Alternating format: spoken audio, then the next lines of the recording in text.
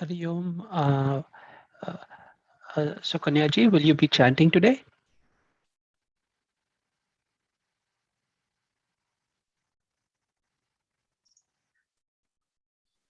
Kindly put it on the chat box, Sukanyaji, in case you would want to chant. Then I can co-host you.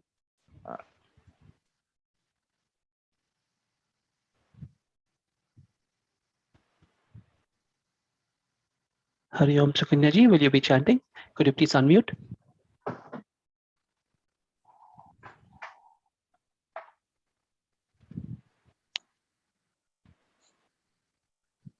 हरिः ओम् श्री महागणाधिपते नमः श्री सरस्वत्यै नमः श्री गुरुभ्यो नमः हरिः ओम् वक्रतुण्ड महाकाय सूर्यकोटिसमप्रभा निर्विघ्नं कुरु मे देव सर्वकार्येषु सर्वदा गुरुर्ब्रह्मा गुरुर्विष्णु गुरुदेवो महेश्वरः गुरुः साक्षात् परं ब्रह्म तस्मै श्री गुरवे नमः।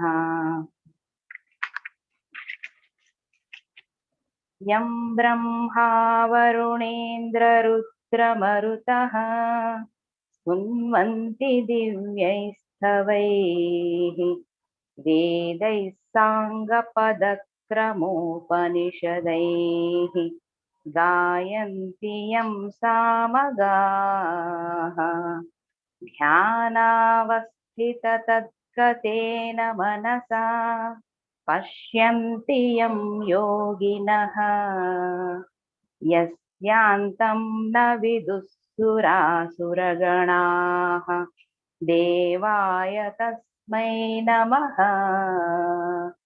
देवाय तस्मै नमः। ॐ नारायणः परो व्यक्तात् अण्डमव्यक्तसम्भवम् अण्डस्यान्तस्थिने लोकाः सप्तद्वीपा च मेदिनी। ॐ श्रीकृष्णाय परमात्मने नमः। श्रीमद्भगवद्गीता अतः प्रथमोऽध्यायः अर्जुन विषादयोगः। धृतराष्ट्र उवाच धर्मक्षेत्रे कुरुक्षेत्रे समवेतायुयुत्सवः मामकाः पाण्डवाश्चैव किमकुर्वत सञ्जय। सञ्जय उवाच दृष्ट्वा तु पाण्डवानीकं व्यूढं दुर्योधनस्तथा आचार्यमुपसङ्गम्य राजा वचनमब्रवीत् पश्यैतां पाण्डुपुत्राणाम् आचार्यमहतीं च मूं व्यूढां द्रुपदपुत्रेण तव शिष्येण धीमता। अत्र शूरा महेश्वासाः भीमार्जुनसमायुधि युयुधानो विराटश्च द्रुपदश्च महारथः दृष्टकेतुश्चैकितानः काशीराजश्च वीर्यवान् पुरुजित् कुन्तिभोजश्च शैब्यश्च नरपुङ्गवः युधामन्युश्च विक्रान्तः उत्तमौजाश्च वीर्यवान् सौभद्रो द्रौपदेयाश्च सर्व एव महारथाः। अस्माकं तु विशिष्टाये तान् विबोधद्विजोत्तमा नायका मम सैन्यस्य संज्ञार्थं तान् ब्रवीमि ते। भवान् भीष्मश्च कर्णश्च कृपश्च समितिञ्जयः अश्वत्थामा विकर्णश्च सौमदत्तिस्तथैव च अन्येन बहवः शूराः मदर्थे त्यक्तजीविताः।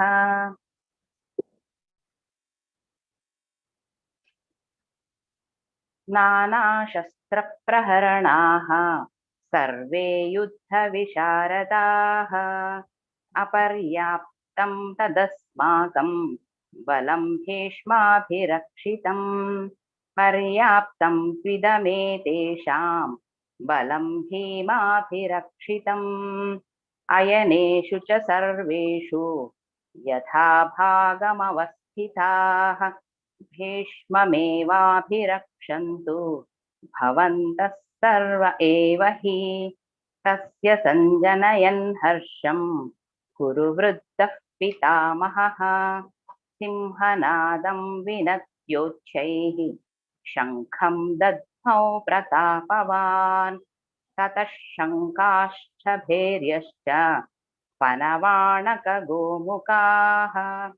सहसैवाभ्यहन्यन्त सशब्दस्तु मुलोऽभवत् ततः श्वेतैर्हयैर्युक्ते महति स्यन्दने स्थितौ माधवः पाण्डवश्चैव दिव्यौ शङ्खौ प्रदध्मतुः पाञ्चजन्यं हृषीकेशः देवदत्तं धनञ्जयः पौण्ड्रं दद्मौ महाशङ्खं भीमकर्मा वृकोदरः अनन्तविजयं राजा पुत्रो युधिष्ठिरः नकुलः सहदेवश्च सुघोषमणिपुष्पकौ काश्यश्च परमेश्वासः शिखण्डी च महारथः धृष्टद्युम्नो विराटश्च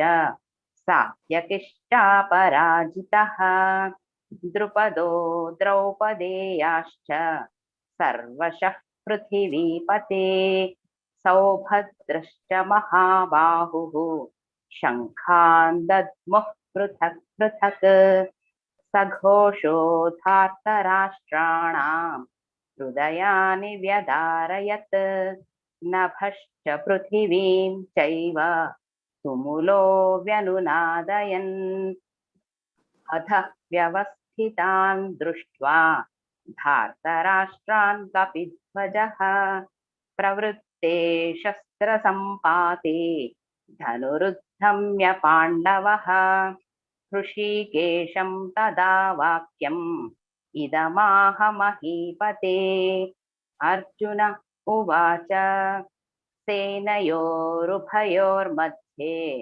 रथं स्थापयामेच्युत यावदेतान्निरीक्षेऽहं योद्धुकामानवस्थितान् कैर्मया सह योद्धव्यम् अस्मिन् रणसमुद्यमे योत्स्यमानानवेक्षेऽहं य एतेऽत्र समागताः धार्तराष्ट्रस्य दुर्बुद्धेः युद्धे प्रियचिकीर्षवः संजय उवाच हरि ओम. Thank you, Sukanya madam. Hari Om. Thank you. Where are you living, madam? Which place? Hyderabad. Hyderabad. Very nice. I was there last week, Monday to Wednesday. Did you have darshan of Sri Periva? Did you come there? No, you can still go. Our at Swami present, is still there. no Guruji. At present, I'm in Pune. Oh, okay. That's why I could not come. Okay, next time when you are there, you will have darshan. Okay. Hari Om. Very nice chanting. Very nice. Okay. We'll start the class now. Om Vakratunda Mahakaya Surya Koti Samaprabha Nirvighnam Kuru Me Deva Sarva Karyeshu Sarvada Guru Brahma Guru Vishnu Guru Devo Maheshwaraha Guru Sakshat Parabrahma Tasmai Shri Gurave Namaha Nidhaye Sarva Vidyanam Bhaje Bhavaroginam Gurave Sarva Lokanam Dakshinamurtaye Namaha Tadashiva Samarambham Shankaracharya Madhyamam Asmadacharya Paryanta Mande Guru Paramparam Shruti Smriti Purananam Alayam Karunalayam Namami Bhagavad Shankaram Lokashankaram Shankaram Shankaracharyam Keshavam Badarayanam Putra Bhashyakato Bande Bhagavanto Punah Punaha Ishvaro Guru Ratmeti Murti Bheda Vibhagine Yomavat Yapta Dehaja Dakshina Murtaye Namaha Apar Karuna Sindhum Jnanadam Shantarupinam Shri Chandrasekhara Gurum Pranamami Mudanmaham. Om. Let's all chant Em Brahma Varunendra Rudra Marutaha Stunmanti Dimyistamaihi Vedai Sangha Padakramo Panishadair Gayanti Yam Samagaha Dhyanavasthita Tadgatena Manasa Pashyanti Yam Yoginaha Yasyantam Navidussura Suraganaha Devaya Tasmai Namaha Devaya Tasmai Namaha Om Shri Krishnaya Paramatmane Namaha Atha Srimad Bhagavad Gita Vidiyodhyaya Sankhya Yoga. Let's all chant Adi Shankaracharya's Mangala Shlokam for Bhagavad Gita Bhashya. Can somebody please paste it in the chat box for people who may not know? Lakshmi, if you're there, please put it in Sanskrit as well as English so that people can follow. Om Narayana Parom Vyaktat Andamam Vyakta Sambhavam Andasyantasvime Lokaha Saptadvipa Jamedini. Om Sartham Swagatam. Good morning, Suprabhatam people in India. Shubha Sayam, Shubha Sandhya for people in US. All of you please turn cameras. Today is a very, very important class. Today is also Ekadashi. Mamta Kandelwaji, welcome back. You're not there for a few classes. You missed a few classes, okay? But you come at the right time. Very, very important class. And today what we are going to discuss is the essence of all that you need to know. Essence of all the Vedas and Vedanta. And we will be presenting it in a very systematic and structured fashion. I would request people not to interrupt with postings. If you want, you can reiterate what I am saying. Don't add something from external sources, which are generally not in the right direction. We'll lead you in a proper way. Follow systematically. Please switch on cameras so that we can also see whether you're understanding, and if required, then I can repeat. It's a very involved and deep subject. And this is the crux of all that you need to know, born as a human being. Chetan Sharma, good morning. Okay, all of you. Badri Narayan, Vimal V. My camera is not on. Thank you. Ravi Injit. Arama Chana Idra. Very good. Okay, let's start now. Let's chant the Shloka number 11 again and again. You should be chanting this every day morning. Okay, crux of entire Bhagavad Gita is there in Shloka 11, chapter 2. 2.11 we say very popularly. Sir, correct? Hariom. Let us chant. Sri Bhagavan Vacha Ashochyanan Vashochastvam Prajnabadamscha Bhashase Gata Sunscha Nanushocanti Panditaha. Together again.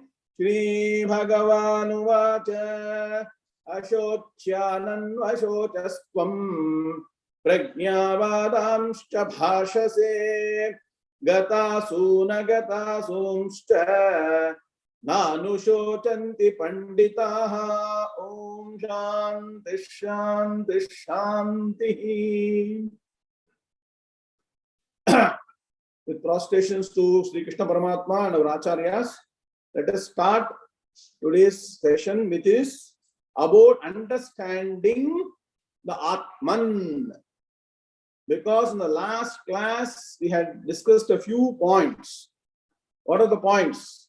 You should now be able to recollect from the last class.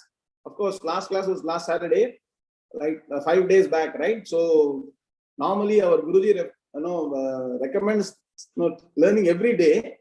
But since it's 5 days, quickly, 1 minute summary. We discussed and probably had a brief glimpse or view that the root cause of all human miseries is ignorance. Write down these two laws. Ignorance is the root cause of all human sufferings and human miseries. And only jnanam or self-knowledge, solution to get out of human miseries and human problems. These human miseries, human problems is what is contributing to, can somebody, right, very good, okay. Can somebody put it in the chat box? This is what you have to repeat. Don't put something from outside. What I'm saying, please put so that people can reiterate. You have to have a method of studying the Vedanta. Very good, Kannan Ramachandra. No, karma yoga. That's okay. That is summary. Very good. That's very good. Now let us follow the lessons.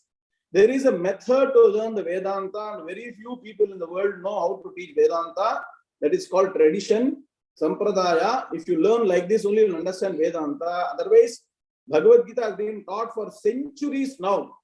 Now, how many people have got Atmajnanam? Ilya. So the method of teaching is very important. Learning methodology is important. Being, regular classes, attending live classes, having Shraddha, Bhakti to Guru, Shastram, Bhagavan is important. Then only this knowledge will come. And what is the advantage? Balanatarajan, what is the result of all this? Be ever happy, please understand. Absolute bliss. If you want that, you do all these things. If you think you want something else, you can do something else. Okay. Now coming to the point, what is the statement? Root cause of all human misery is ajnanam or ignorance. Only solution. Please understand, don't think there are many solutions. People say there are many ways to get moksha, many ways to get happy. No, there is only one way, and that is knowledge of the self or knowledge of the Atman, which is your true nature, is the only solution to get out of miseries. And from that, consequently, coming out of the samsara chakra, being born again and again, please understand, you may think that you have achieved many things in life or not achieved, whatever may be your thought process, please understand this is neither the beginning nor the end of our visit, continuous visit to the earth or whichever planet or where we'll be born, we don't know. Unless that is very clearly entrenched in the mind, you will not develop that interest for getting out of the cycle of samsara, which is this quality, the deep down desire to get out of the samsara chakram and solve the fundamental problem of human misery is called mumukshutvam. Bhanumati madam, please don't interrupt. Okay, thank you. So the deep down desire for getting release from samsara chakram is called mumukshutvam, and the only way is by getting knowledge, by a systematic study of the Vedanta Shastra, and Bhagavad Gita is part of Vedanta Shastra. Please understand, many people think Bhagavad Gita is different, Vedanta is different. No, Bhagavad Gita is what? Every chapter end, what do we chant? This you can put in the chat box. It is Srimad Bhagavad Gita Su Upanishatsu Brahmavidya Yoga Shastre. What does it mean? We chanted in the first chapter. No, this is Upanishad. So, very good, Asha madam. This is the essence of all the Upanishads. And what is Upanishad? Upanishad is the final portion of Veda. It is called as Vedanta. Very good, Rajendran. Very good, excellent. The Vedanta is the indicative name. Upanishad is a functional name. Acharya Shankara writes in at least 2-3 bhashyams. What is the meaning of Upanishads? Very interesting. He broke the word Upanishads into 3 parts. Upanishad. Guna Brishtar. Intellect. Still Shankara is not gone out of the mind. Shankara is and he said Upa means going near. Upa means near. Upavasam. We say no. Upa means being near. Sitting near. Sheetal, very good. Sitting near. So, sitting near whom? Here in this case, the Upanayanam, Upavasam means sitting near a guru. Sitting at the feet of a guru. There's nothing like sitting at the feet of the guru and getting the knowledge. Let me tell you. One who has experienced that will say that there's nothing equal to that. So sitting at the feet of a guru is Upa. Ni means Nischaya Jnanam. That means what? Doubtless knowledge about what? About my own true nature, about the world, about Bhagavan. Write down please. Ni stands for Nischaya Jnanam of Jiva Tattvam, Jagat and Ishvara Tattvam. That is called Nischaya Jnanam. Jnanam. Panditaha. What Bhagavan said, no? What is Panditaha in the Bhagavad Gita? Atmajnani. Atma, not learned. No. Badrinarayan. Panditaha in Bhagavad Gita means Atmajnani. Lataji, very good. It is Atmajnani. So that's the reason I'm reiterating. Many people think Pandita means the people who do temple priest. Temple priest may be Jnani, may not be Jnani, we don't know. Panditaha means one who knows Atman. Okay. So that is why Nischaya Jnanam. I'm breaking down Upanishad. Can somebody write Upa plus Ni plus Shad? Write down. Upa. Lakshmi can facilitate. Upa plus Ni plus Shad. So Upa means going to the Guru. The person has understood that whatever I try in this world, I am not getting eternal happiness. There is a way. Vedas say, Vedanta say, great people say, Jnanis say that there is a way to get to the ultimate bliss and get out of this cycle of samsara, and that is possible only by jnanam. Only if you got aneka janma punyam, you will even get this inclination. You will be very surprised. Narada Maharishi, of all people, has Narada got any worries? Tell me. Kamala madam, cholunga.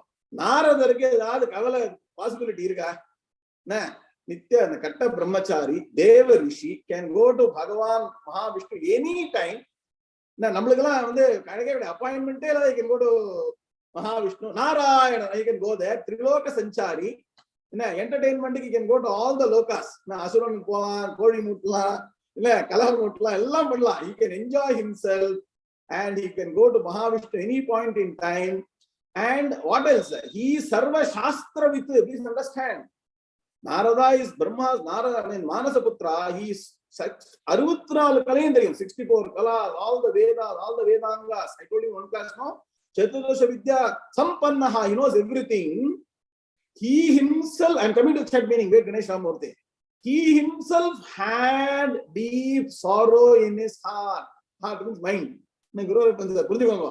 We are thinking we are only having sorrow. Everybody thinks, sir, that person is very happy, sir. I am only having a lot of sorrow. So, Narada himself had deep sorrow. And then he approached the great Brahma Rishi, Sanat Kumara.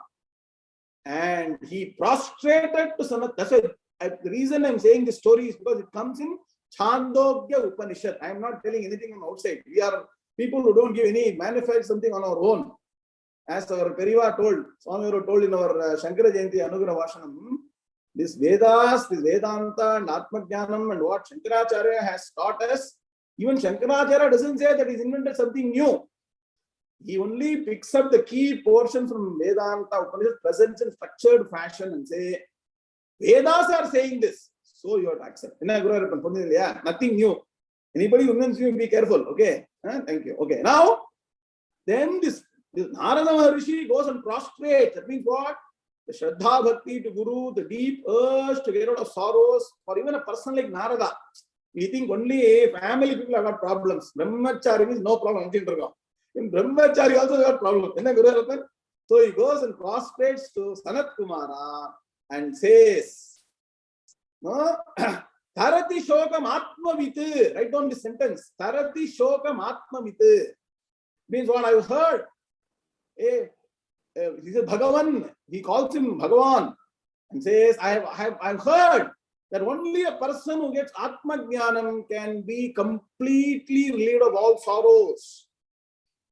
Soham Bhagavashocha Maha says, I am such a person who knows everything. All Shastras I know. I have no responsibility. I can go anywhere. I'm the most qualified person to be ever happy. Even then, I have got a lot of sorrow.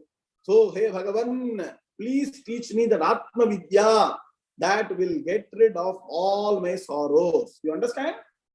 So, even Narada Maharishi took many, thousands of years to finally surrender to a Guru and get it. So, you have got a great opportunity to study here and now, sitting at home, sitting on Zoom. Better make the best use of the opportunity. If you miss this, better luck. My Guru just say, better luck next Janma. Not even better luck next time. So that is, that you should get the thought. Aha, we need to get out of this. And then immediately all this will happen. First of all, it is not any great rocket science. Let me tell you, it is not GRE, GMAT, all those things. It is not that. It is very simple, structured, systematic. That is why we say in Brahmavidya group, whatever we are doing here, systematic study of the Vedanta Shastras for a significant period of time under a competent Guru with Shraddha, Bhakti and Susamskrita Manaha. This package you have then you can get Atma Jnanam here and now. No way you cannot get this Atma Jnanam. So with this in mind, Upa means going near. I have not forgotten. Okay, Upa means going near. Very good. Very, very nice. Actually, that mantra is put. Chandogya Upanishad, part of Samavedam. When the Samaveda, this Upanishad comes, in that this particular mantra comes. All of you should sit and study. We are interested to teach. People who are interested to come and sit and study, no? Okay, right. Okay, now, Upa means, now break down. Upa Nishad, because it's part of the Bhagavad Gita, right? Upa means going near a teacher. Ni means Nischaya Jnanam. Nischaya Jnanam, you should get knowledge which is doubtless. First, it is, how does this knowledge become doubtless? Write down the steps. First, you get a glimpse of this knowledge. You will not trust this knowledge. Let me tell you, after even 1 year of study of Bhagavad Gita, you will dismiss what I am going to say now. Then, if you still have some punyam, you will start slowly trusting it. Then you will start believing it. Then you will start understanding it. Then you will start integrating this knowledge within yourself. That means what? Then you will now start asking questions. So many questions will come. Those questions need to get answered. And then you will start slowly integrating the intellectual knowledge with your emotional personality. Please understand, we have got two personalities. One is called intellectual personality, which is all the learning we get over a period of time. Emotional personality is what takes over when you interact with people in the world. Yes or no? Correct? Simple example, we all learn right from the childhood. Satyam vada, dharmam chara, speak the truth. Be always on the path of dharma. But the situation comes, you see something with your eyes, ears, know something. Dharma goes for a toss. You even don't know you're an adharma, adharma to learn. Correct? It means what? All the intellectual knowledge have been disturbed by our emotional quotient, which is disturbed by the world. Similarly, speaking the truth.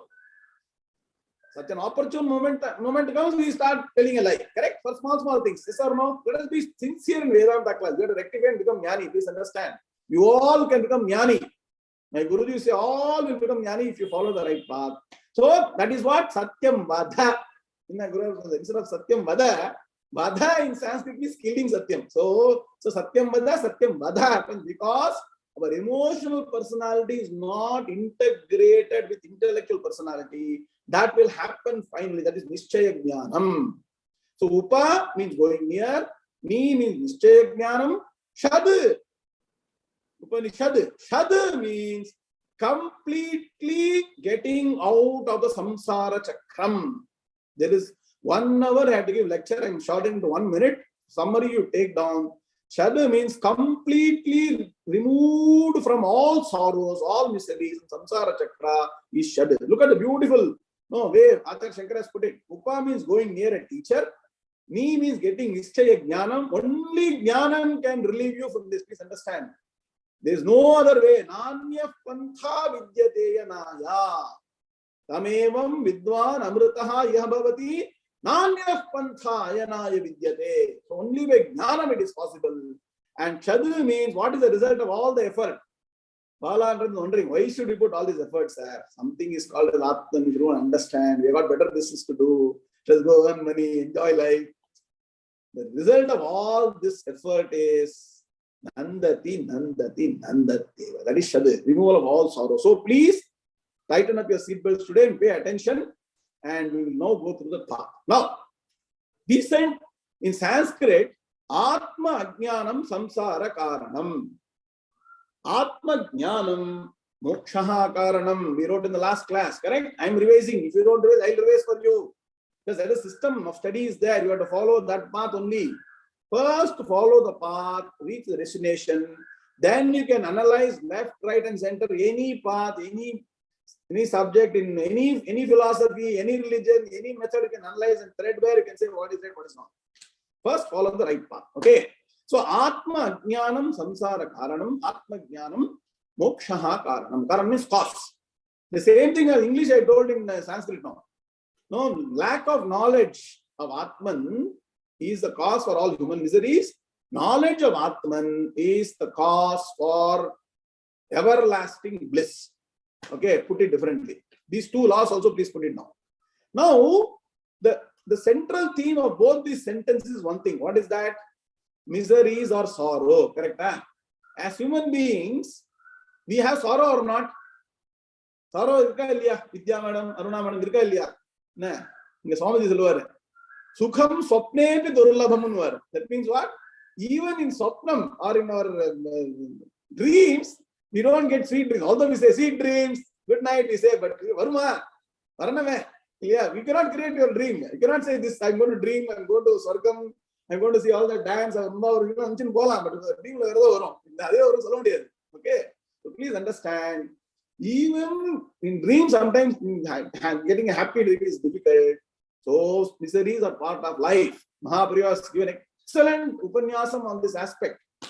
Manushana poranda dukkhata nivritti panna mudiyade. Enna Guru sir, Atma Jnanam da ore way, only way to get permanent happiness. Extensively, Daiva temple, please study Hindu Dharma book, you take the sections. Atma Jnanam. Mahaprabhu has given a wonderful lecture on Brahma Siddhi. One of the most complex texts you can get. On Chaturmasyam, 50-60 years back, for especially certain Brahma Siddhi subject, and try and share, people are interested. Very complex text. Mahaprabhu has given an entire thing beautifully. Okay, that's separate. Okay, now coming to the point.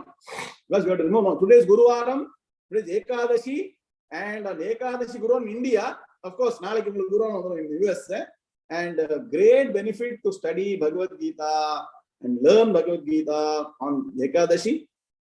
So Guruvaram is there. Okay, now coming to the point. Common to both the sentences is misery. Now we have to start analyzing how does misery or sorrow or unhappiness come to us. Okay.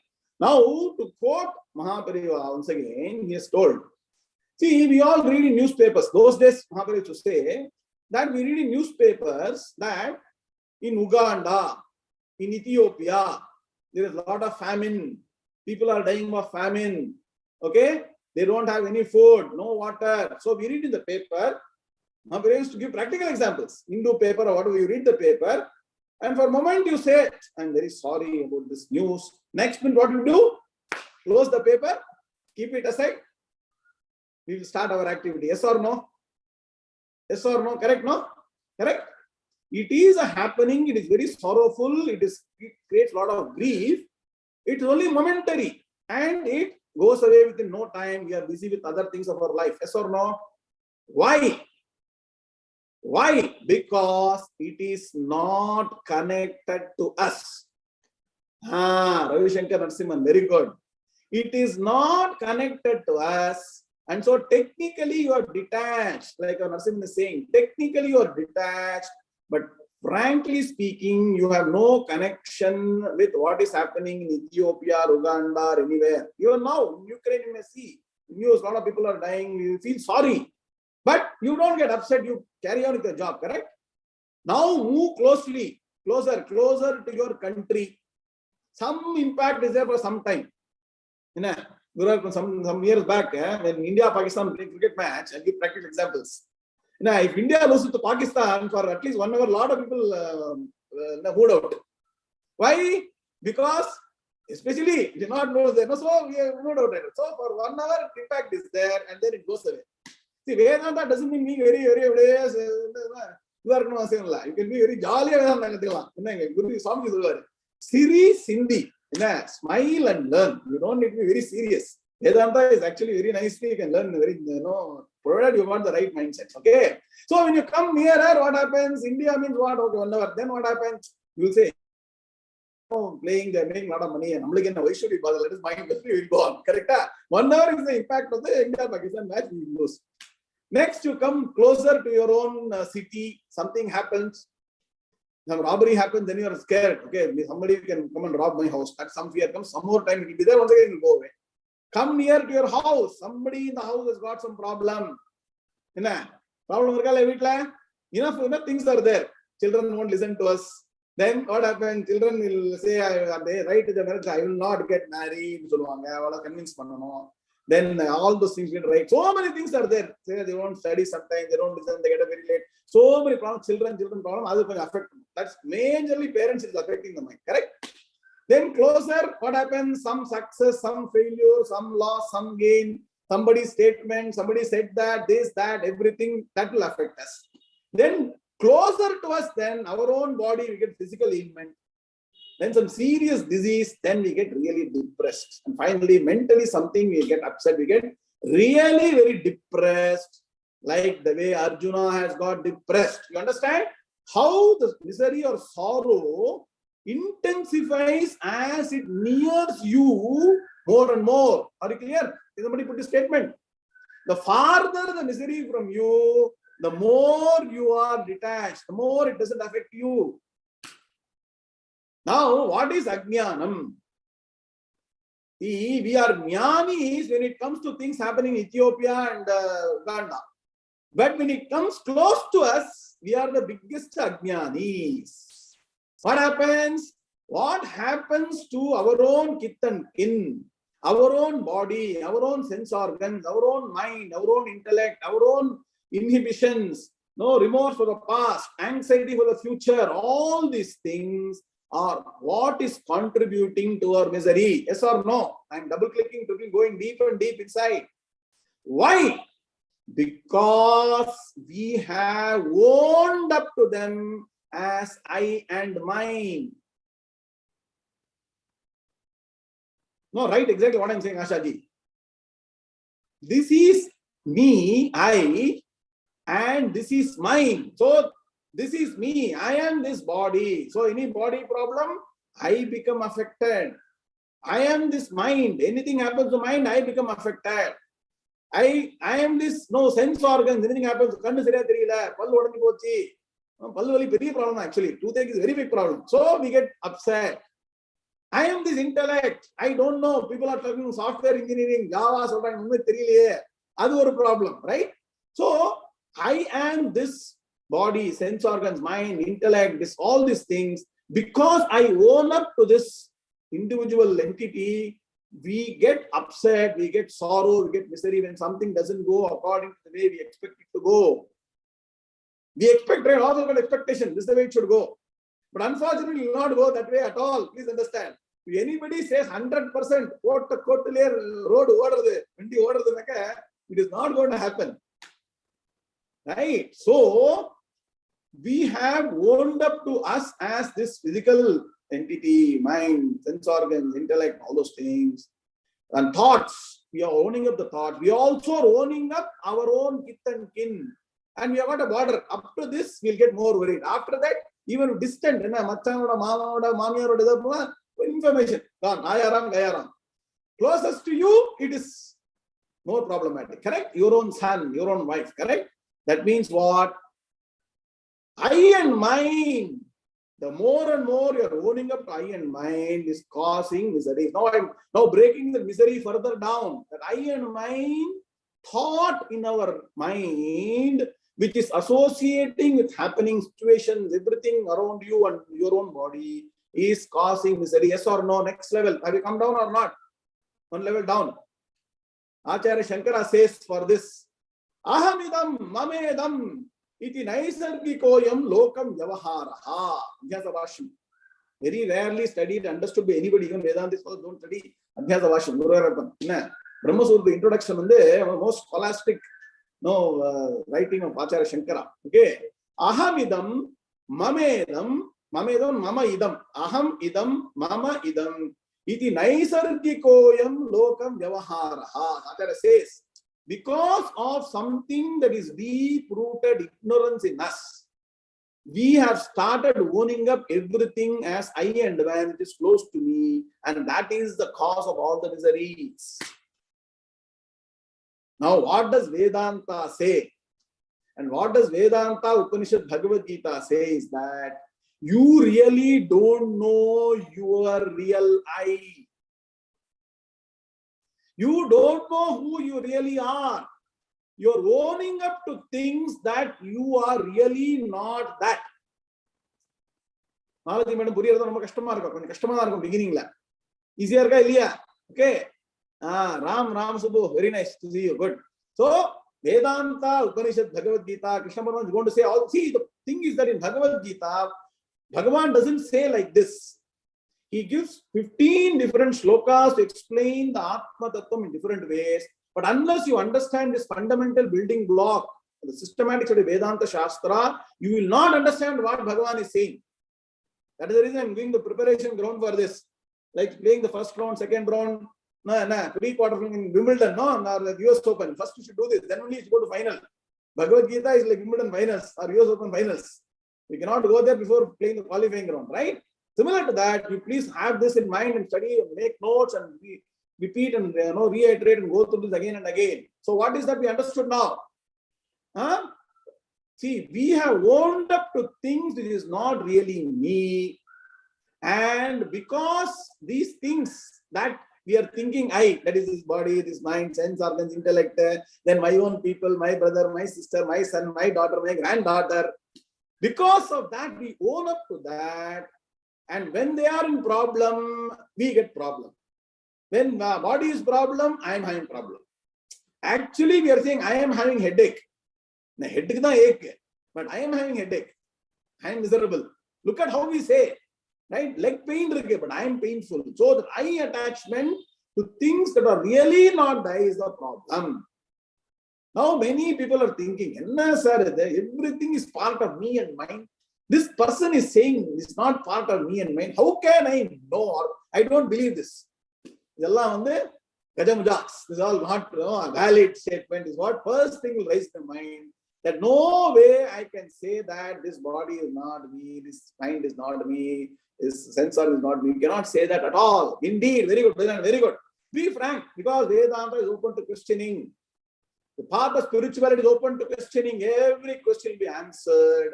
So that is the process of Vedanta, where you understand the real I and the pseudo I. In the last class, I left you with one thought. We all have two aspects. One is called the big I. Another is small I. Okay, clear? Now some examples. Vedanta should be taught only with examples. Then only you'll understand. Now I said that we have two aspects in us, correct? One is called the big I. Another is called a small I. Can you write this down? Big I and small I. What is this big I and small I? So far, are you clear? The method we have come. Distant, Ethiopia, Uganda, nearer to us, our relatives, friends, body, sense organ. Now the problem is when I come to my own near and dear ones and body, that is where the problem comes, correct? No? Up to the city level, it's okay. I know I am detached. I am not that. Mind is not that. We know all that, right? It comes nearer and nearer, then problem starts. Now, Sheetalji, very good. Big I and small I. Now, all of us know at least one thing very clearly. What is that? We all are living people, correct? We have got life force in us, yes or no? And life means there is something called as consciousness. Now write down this term. Consciousness or Chaitanyam, Sanskrit. Chetana Tattvam. Chetana Tattvam, Chaitanyam, consciousness. If it is present in an entity, that entity is said to be alive. If the Chetanam or consciousness or Chaitanya Tattvam is not there in an entity, it is called as Jadam. It is non-living entity. Yes or no? Simple or not? Okay. Now an example. There is this pen. Correct?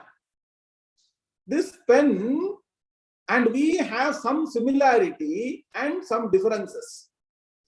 What is the similarity? The similarity I can explain to you. Okay. The similarity between this and our body is that this is also matter. Have you got? This is matter or not? This is actually made of some very nice plastics. Apple, iPad pen. Okay, pencil, iPad pencil is okay. So I didn't find my other blue pencil. It's not there. Okay, it's okay, fine. Okay. So this is matter. And we also have this matter which is called this body. This body is matter or not? Anybody has got any doubt? If the nail that grows at the tip of the finger, when you dissociate it from the body, is there any pain? I'm just letting you know. Okay. So is there any pain? People do hair cutting. strange haircut பண்றாங்க, இன்னும் மாடர்னா எல்லாம் பண்ணிக்கிறாங்க இல்லையா, அப்படிலாம் pain இருக்காது. அது is it part of the body or not part of the body? Part of the body, but when something happens, it doesn't affect you, it doesn't pain you, correct? Yes or no? That means what? Anything that happens to that part of the body which is called jadam, achetanam, is not causing pain because it is jadam. Clear? Huh? Similarly, this pen is unbreakable. If there is any wood piece or something, if I break it, it will break. Yes or no? Will it say that don't break me, don't break me, I am going to feel pain? Is it going to say that? If that happens, then none of you can live. I'll tell you why. If you have to cook food, you have to put the utensil in the hot plate or induction stove or gas, correct? If that utensil starts saying, I'm feeling heat, please don't put me there, what will happen? We cannot eat. We have to be like nomads. The storage that is how to go. Correct? Thank God that there are jadavastu in the world which are helping you to live and cook food and eat. You understanding? So the difference between a matter principle and a principle which has got both matter and consciousness is that this is alive, this can react, this can do certain things which this equipment is provided with, whereas this cannot do. Clear? Huh? So this does not have something which we all have. Yes or no? Clear? No, Ashaji. No. Don't follow the lesson. Just follow simply. Don't put intellect and all. Does the ant have an intellect like a human being? Just follow what I'm saying. Okay. So this particular thing, Chaitanyam, correct. This doesn't have Chaitanyam or Chetana Tattvam. We have Chetana Tattvam. Yes or no? Correct? But the same Chetana Tattvam or Chaitanyam is not permanently going to be here. It comes into this particular equipment on DOB. What is DOB? What is DOB? Date of birth. Very good. And potentially one day. But anyway, when the person goes away, DOD, this Chaitanyam leaves the body. Yes or no? You have to talk all these things. Don't get scared. Janana Marana Dukkha Namami Dakshinamurti Ashtakam Abida. Janana Marana Dukkha Pokara Dakshinamurti. Please understand. So you should not be scared of discussing about birth and death, because that is what is going to be here. Next Slokha it's going to come in Bhagavad Gita. So please understand, when the body perishes, this Chaitanyam leaves the body. How much weight is this Chaitanyam? How many kgs? How many kilos, how many tons has any doctor discovered till now? This life principle or consciousness is the root of life. How much weight is it? So they are trying all these things because there is some research. When a person is about to die, you weigh the body. And when the person is passed away, you weigh the body. Even 0.00001 milligram also difference is not there. Will it be there, Sundar Mama? Huh? It will no weight at all. That means now you are in the right picture. You are right now. You are on the Chakkani Raja Margamo. Come very well, very nice. Within half an hour you come to Atmadhyana. I never expected you to come so fast. That means what? There is something inside all of us. Mamta Kandela, please understand. Something inside all of us, which is for now weightless. Correct? Huh? There is no weight. And when that entity is there within us, we seem to be alive and kicking, correct? And doing everything, Udaiji, correct?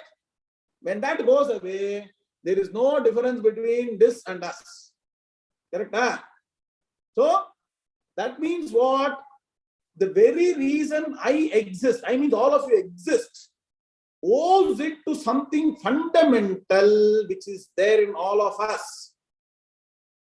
Suman, are you understanding? ரொம்ப late evening la konjam kashtam dhaan, but or coffee kudichittu ukkandrom alla. Atmadhyanam subject tough dhaan. Time illaya ungalukku indha edutama. Okay. So please understand that there is something that don't put soul and all. We put varla. Soul solladinga. Inga Swamiji solluvaru.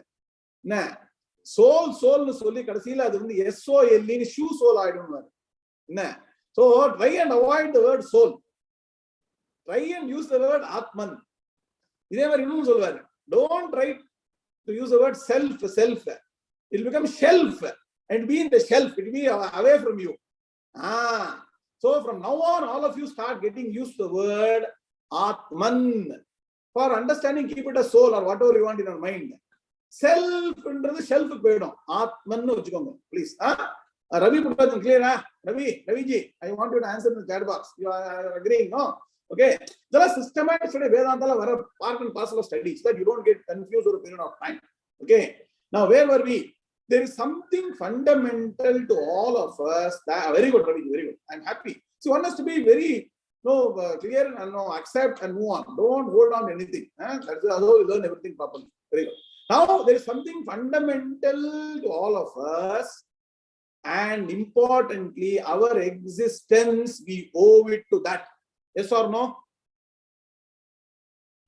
Do we not owe our existence to this consciousness principle, which is called Atma Tattvam? Yes or no?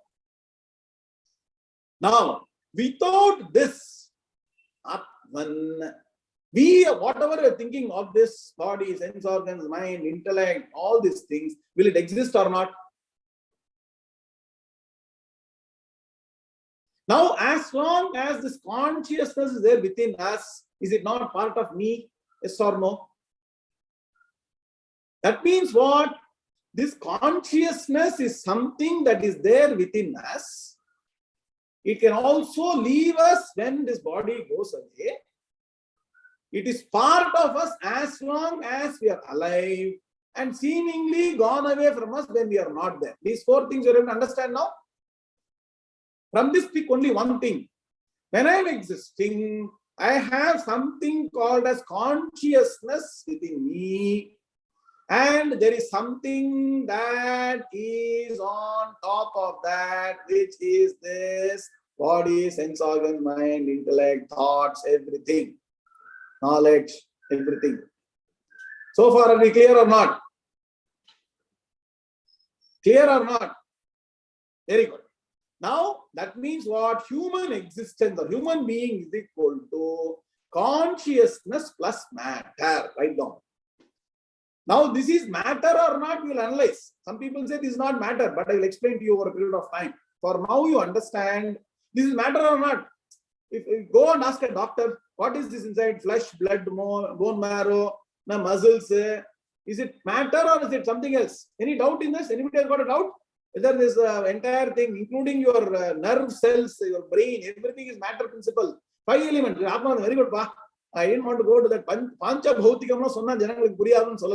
It's called Pancha Bhautikam, made of these 5 principles. It's called Akasha, Vayu, Agni, Apaha, Prithvi. All the 5 elements is what combination, this beautiful combination, which you are very proud of. You are going to make up, you are going to go to this universe. Nothing but matter modified in a particular form, which is called Rupa, which is given a name called Nama. In the Vedanta, is nothing but Rama Rupa. That's why he says, Nama Rupa Vivarjita. Okay, now, that means, are you all clear? Are you all clear now? That consciousness in us is called for our understanding in the class, big I. Write down, big I. And the rest of us, which is the body, sense, mind, eyes, ears, nose, flesh, blood, marrow, everything, is the small I. So now you should write down, my existence is equal to big I plus small I. Clear, huh? So far, are we clear or not? Clear or not? Okay, very good. Now, Vedanta and this Bhagavad Gita or Atma Jnanam is a process of knowledge or knowing, correct? Knowing means what? We have to do some analysis and understand. We have to discriminate and understand. Now, in the last certain words we use in Tamil, in the Swamiji Zulwar, Bhagattarivu. That means what? You have to discriminate and understand. This discriminating power that you develop in the mind is called Viveka Shakti. Write down. So today, we are going to start tapping that which is already within us. It is not something that should be newly borrowed. That is called discriminative power, called Viveka Shakti. It is within us. It is not somewhere outside. That's why I say Atma Jnana is very, very simple. You don't need even pass SSLC for this. You are not even SLC fail can become Atma Jnani. But a postdoctorate may not be Atma Jnani. Please understand that. Are we clear so far? Can you start putting what all I'm saying in the systematically and keep studying, then only you'll get it. What is the last sentence I made now? I said that you have to have very good analysis. Viveka Shakti, discriminative knowledge. And what is the discriminative knowledge we have to get? How to discriminate the big I and the small I. First point. What is the difficulty? What is the difficulty in discriminating the big I from the small I? Because both are together. No, Bhanumati madam, please don't interrupt. Because both big I and small I are integrated together and completely mixed. Use a famous analogy. All of us, most of us are fond of coffee, correct? Once you mix decoction into milk, after that you say separate out the decoction from milk. Can you do? Can you do that? Yes or no? Similarly, in this existence of the entity, both consciousness and matter are totally mixed, interconnected, and you may say only after some time you will understand what Vijaya Mohan said, intimately associated. I cannot use the word now because it has to come later. For now, it is A plus B together. I, big I plus small I is together. Since both are together, it is difficult for us to understand that there is something separate from this body, mind, intellect, sense organs, from the consciousness principle. So far, are we clear? First, second point. Third point. The nature of consciousness is different from the nature of matter. Yes or no? Simple example I gave. When the consciousness leaves the body, there is no change in the weight. So who is contributing to your weight, which all you want to control, doing exercise, no, gym, who is matter principle or conscious principle? Matter. Arvind, very good. So matter has got weight, name, form, color, shape, everything. But consciousness has no weight, no name, no form, no color, no shape, nothing. First introduction to Atma Tattvam. And so the quality is totally different, but both are mixed. And that is why we find it very difficult to separate them and understand. There is something that is separate from the body. It is separate from the body. At the same time, it is the cause for the existence of the body. Kamsiji, clear so far? It is, if it was not separate from the body, when the body fails to function, even this should have failed to function. Yes or no? At some point in time, maybe 120 years later, this body will fail to function. Yes or no? If it was part of the body and the body failed to function, even this should have been defunct. Use the word in English. Balaji, I am accelerating the level of difficulty, like in the diving. They say, no, the more the degree of difficulty, you will get gold medal. Like that, slowly it will increase. If it's too difficult, you tell me, then I will tone down and go one more level down. Are you able to follow this? So, what I was saying, the functionality, the characteristics, the nature, what all qualities you're talking about, the matter principle is different from that of the consciousness principle. Are you clear or not? Yes or no? Are both of them the same? Scientists do not agree this. Let me tell you, I'll come to scientific view later. Only a special class. What do scientists say about consciousness? Now we'll talk about it later. But for now, you understand that this consciousness principle that is there is different from matter principle. And very fact that it is not there in this pencil, but it is there in us means that we have got something which is not there in this. So far, are we clear? Clear, no? Now, Vedanta presents many ways for us to understand what is matter, what is consciousness, who is, now the question comes, who is the real I? What should I own up to? Should I own up to the small I or the big I? Small I means matter. Now write down, small I is equal to matter, big I is equal to consciousness. That's what will follow from now on. What should I own up to? Why naturally I'm owning up to the small I? This is what we have to investigate and understand. And this is the path of knowledge or Atmajnanam, Vedanta, Bhagavad Gita, everything what you're saying. Are you clear so far? Clear. Now, Vedanta uses many ways, many methodologies called prakriya to explain the Atma Tattvam, which is your true nature. I will name 4 of them and I will give one example today and I will close the class after chanting the next sloka. One sloka will go, I will chant next sloka. Okay, now this is what you will do in the next 10 minutes. What are the 4 different methodologies? Write down. This may not be in your notes. I don't know. Kalamali Madam or Swadami Madam should say whether it's part of the notes. Sometimes, inspiration comes from Guru and Bhagavan. I just tell in the class. So, what are the 4 methods? The first method, which is very easy to understand, is called the analytical method of subject-object relationship. Write down. First in English, then in Sanskrit. Subject-object. You write down. You have to write down. You have to study it. Otherwise, you will not understand. Let me tell you this. The first methodology for understanding who the real I is and how I should understand what I should own and what I should not own, what I should disown, even though seemingly my own nature. The first method is called subject-object relationship, otherwise called as Drik Drishya Viveka. Write down.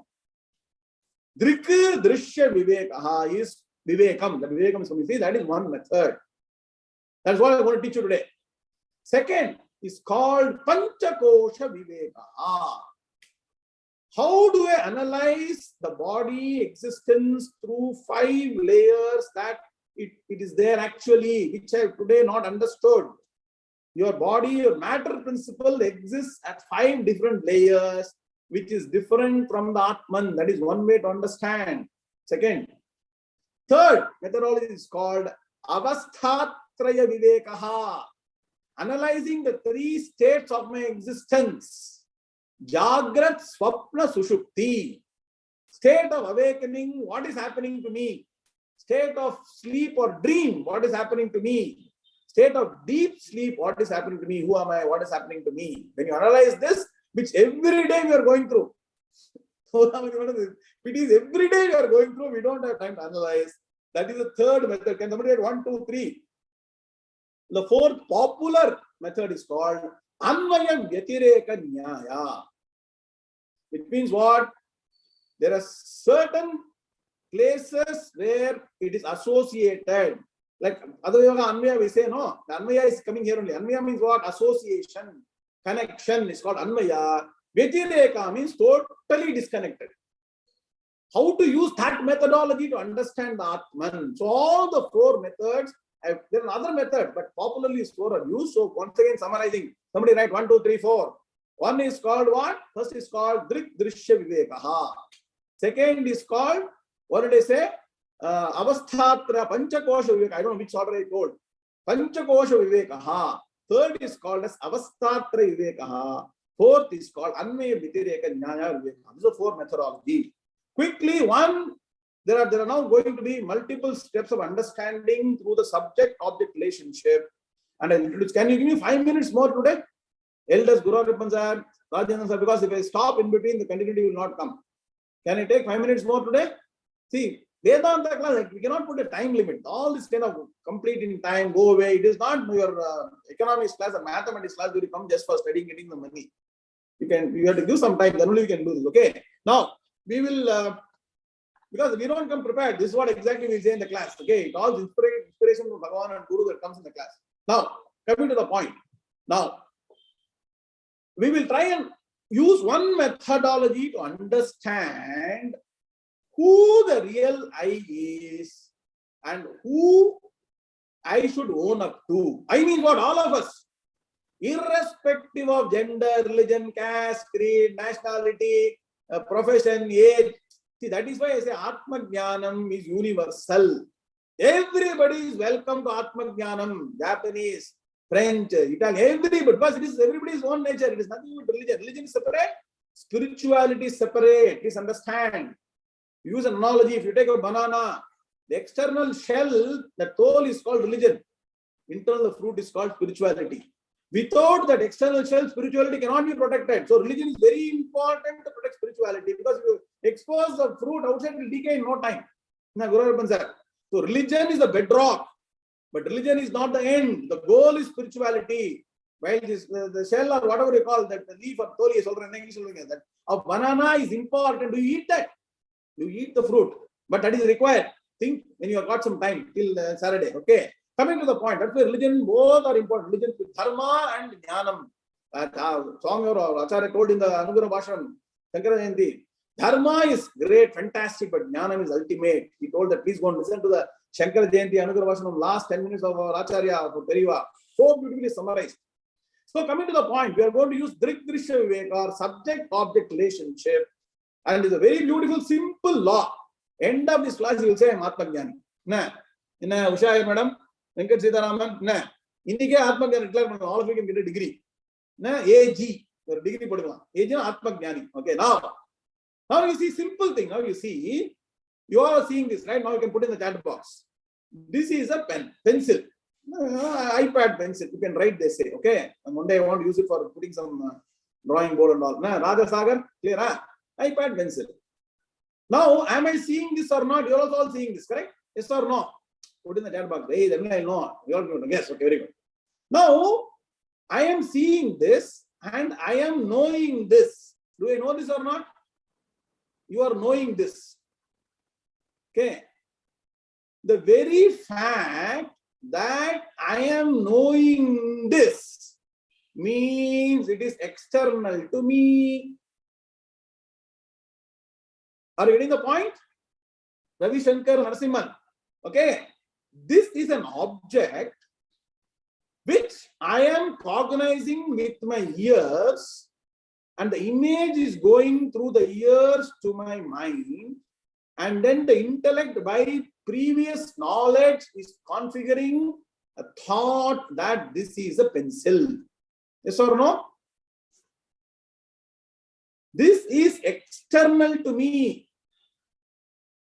That is why I am knowing it. First law. First law is what? External, because only external I can see. No, can I see something? Can I see my heart? Suman madam, can I see my heart? Can I see my intestine? Can I see my pancreas? Because internal to me. That's why doctors have got business. Doctors have got money, because you are not able to see internally. If you are able to see internally, in doctor solve பண்ணிக்கலாம். புரியுதா? Understand what I'm saying? So what is external to me, which I can visibly see and understand, only is external to me. This is the law which you put in this direction. Now put it reverse direction. If I am in knowledge of something, if I know something, it is not me. Now Ravi Shankar, is that more difficult? Atmanathan, Vandana, Lataji. Now you understand? When it is external to me, I am knowing it. Giridhar, Trivedi ji, slowly समझ में आ रहा है? जो भी हमसे बाहर है, उस विषयों को हम समझ सकते हैं. उसका ठीक कॉन्वर्स क्या होता है? जो भी मैं समझ लेता हूं, वो मैं नहीं हूं.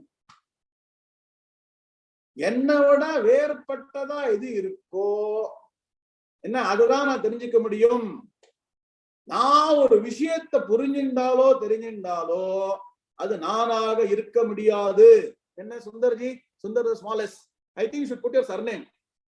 Sundar, please next time. There is one more Sundar who was part of our task force. Okay. Now, this, do you understand? Do you understand what I'm saying? If I know something, it is not me. Are you clear? Can 5 people say Pancha Pandava? 5 பேர் சொல்லுங்க. பஞ்சேந்திரியங்கள், பஞ்ச பாண்டவா, பஞ்சபூதம், பஞ்ச பிராணம் எல்லாம் 5 பேர் சொன்னாங்க. நான் அக்ரி பண்ணுவேன். ஆல் நோன் பண்ணுவேன். கிளாஸ் தான் நடத்தலாம். சுவாமிஜி நேரா வந்து படிக்கணும்னு சொல்ல, it's the closest you can get to studying directly. Okay.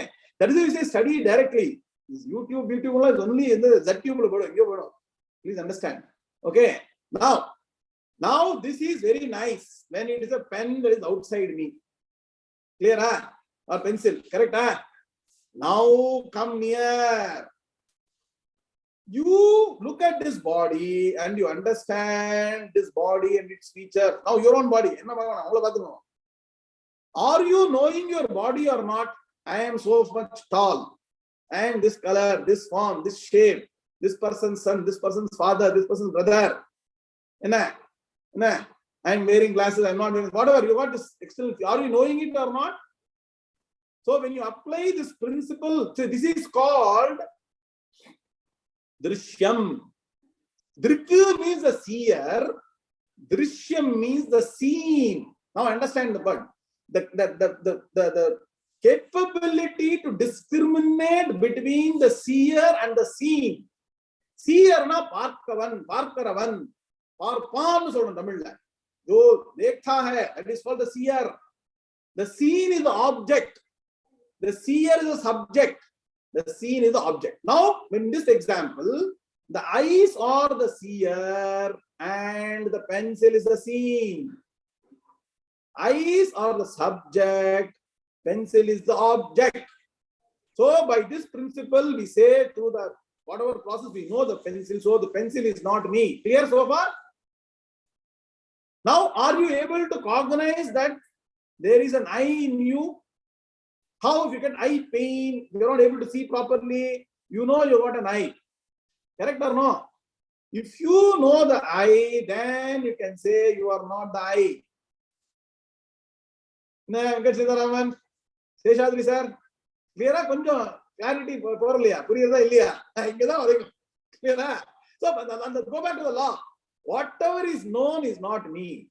From that process, this eyes, ears, nose, sense organs, brain, because when head is paining, no, you are able to see I am having headache. That means headache is separated from you as an individual. See, I am having headache, not I headache. I am having leg pain. I am having stomach pain. I am having worries. I am having worries. I am worried. Worry is not me. I am worried. That I is separated from all aspects of your physical existence, mental existence, thoughts, emotions, intellectual capability, your ability to see, hear, everything, all the aspects that are there, you are able to cognize and understand or not.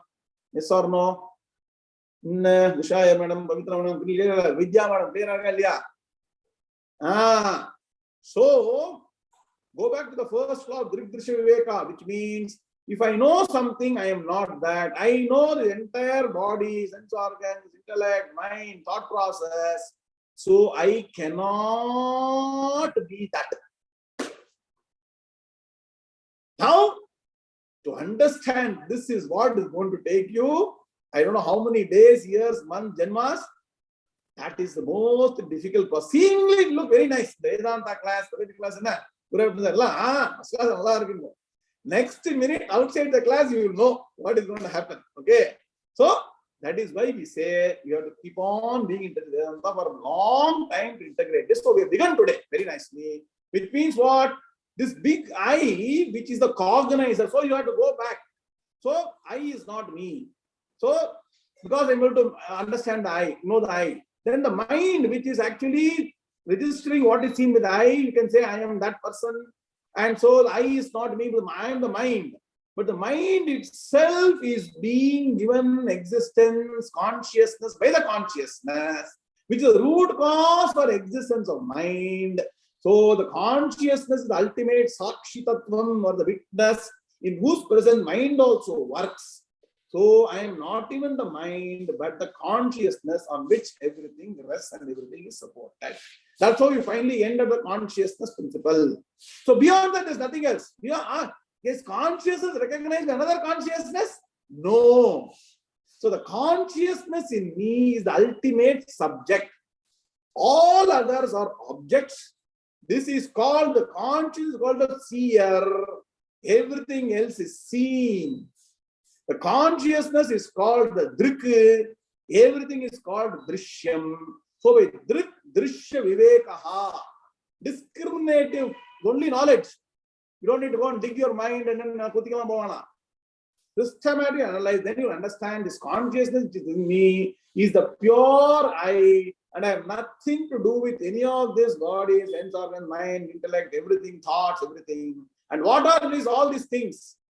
These are nothing but equipments attached to the consciousness. Are you getting some glimpse? With this background, let's chant one shloka and end. Can our chanter come for the day, please? Please come. Who is going to chant today? Let us chant, because that is the fundamental principle of the shloka number 12. Let us chant this. Shri Bhagavan Uvacha Natve Vaham Jatu Nasam Natvam Neme Janadhipaha Nachaiva na Bhavishyamaha Sarve Vayamatah Param. Go ahead. Shri Bhagavan Uvacha Natvevaham Jatu Nasam Natvam Neme Janadhipaha Nachaiva na Bhavishyamaha Sarve Vayamatah Param. Very good. All of you, let's stand together. It's important shloka. Shri Bhagavan Uvacha Natvevaham Jatu Nasam Natvam Neme Janadhipaha Nachaiva na Bhavishyamaha Sarve Vayamatah Param. The meaning for this shloka is very, very complicated. I will explain to you in the next class. For now, all of you, please wait, don't run away. We've got an important announcement to make. What is that? In your interest only, nothing selfish here. We are trying to speed up the learning videos for Bhagavad Gita, all the 18 chapters within the next 2 to 3 months. 2 months maximum. For that, we have got a process where 2 people are going to chant in Guru Shishya mode, which will be audio recording. That process is on now. 3rd or 4th chapter is going on. We also have to integrate this with the text as part of the video, and there is a process for doing it, and that is slightly more elaborate, though simple. It is simple but takes a lot of time. We need some volunteers for this, and our Vamshiji is leading this initiative, putting together a team to chant. You are benefited. It is only for your benefit, for the benefit of the entire world we are doing it. So he's going to present it. I would like at least 10 people from this group to volunteer and help Vamshiji that within 2 months, all the videos can be up and running on Brahmavidya, Gita, YouTube channels, so that you all can learn chanting.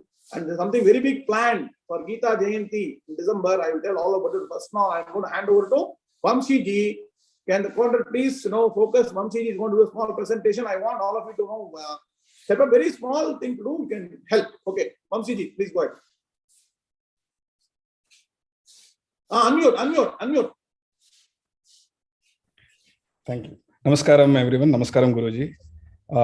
As Guruji has been telling about this major effort that we are putting together, we have a very important, funful task for all of us. That is making the videos and have them put in a presentable format on YouTube. And that is for the benefit of every one of us who really want to chant Bhagavad Gita slokams in the most purest way, like Guruji said, with a Guru Sishya pattern. We'll have the pronunciation of every Mahaprana, every Dvitva Akshara, every Sanjukta Akshara. Everything is properly made out with the help of a huge team of volunteers who was really interested and who is really dedicated their lives to Bhagavad Gita Pathanam and Slokha chanting. So we would like to have these people present this in the format that we all can consume very easily, and we can use YouTube for that very purpose. And let me present you one quick presentation that I prepared for all of us. I don't know, can you see this? Yeah, please go ahead. Fantastic. Go ahead. So basically, Bhagavad Gita chanting videos. What is this all about? Bhagavad Gita chanting is part of the Gita 2022. You can put in view mode. It's not in dial mode. But you put a presentation view. Correct. Very excellent. Good. Thank you. Sure. Thanks, Guruji. So with Bhagavad Gita chanting videos, what we want to have is one little aspect of it that we are missing. Right now, we have got together almost 10 to 15 people who are really, really interested in chanting and recording the audio. So that process is going on right now. The second aspect of this is to have the audio plus video. Video will be having a running text of each sloka that is being chanted. So if you have a chance to look at the video that we already created, the first half of the first chapter is already there on YouTube. You can go ahead and you can follow that. A lot of people are asking for chanting in the right way and the perfect way. So to make it possible, we created that so far. And we want to do that for all 18 chapters. With Bhagavan's Anugraham, we'll be able to do that within 2 months is our target. And for that target, we are Ramadandu, like Krishna Dandu, Krishna Sena. We have to get together and put our energies together. And right now we have like, I was just checking the number, like if we have 200 people and we have 750 slokas totally. We already have done with 60 slokas. All we have to do is 690 slokas. If we, all of us take 3 minutes each, then we can complete this slokas creation. But of course, everybody is not really well versed with software that we need to have that knowledge of. That's why I'm asking for help from people who have some knowledge in this software. So the software that we need to have is something like small image making software. Most of our kids today have knowledge. So I think this is a good opportunity for kids who is going through summer vacation, both in India and abroad, wherever it is possible. If you have kids or anybody, if you have a knowledge of creating a small JPG video, JPG image, I can teach anybody who is really interested. And it's just a 5 to 10 minutes instruction that I can give you that you can easily practice. And all we have to do is make those small little images of slokas and send it to me. And we'll have another team or myself will be creating the final cut of the videos. So if you already have knowledge of video making, that is super good. If you don't have knowledge of video, even then that is good. All we need to have is an attitude to be a volunteer. That's it. That's the only thing we needed. So what help is needed? I put some bullet points so that we all can remember that. Most of the time we remember bullet points. That's why I put the bullet points. So what help is needed? We need help making videos with Gita Slokha chanting, which will be posted online, namely YouTube right now. And what qualifications do we need? We just need love for Gita.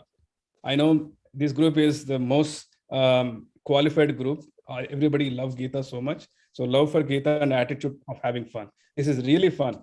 It takes a little time. Other than that, it is really, really fun. And knowledge of any photo editing software such as Adobe, Photoshop or GIMP or anything, and ability to operate software based on instructions provided. I can provide all the instructions. Those are very small, concise, 5 to 10 steps. That's it. Anybody can do it. Anybody who's interested can be part of it.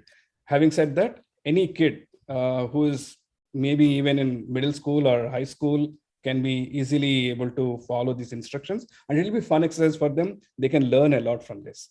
So how long shall I spend per week? So 5 hours per week can generate sloka images for 100 slokas. So we have like 700 more slokas to complete. So if 2 people or 5 people sit together for 2-3 weeks, we can get it all done. So that's the kind of thing that we can do.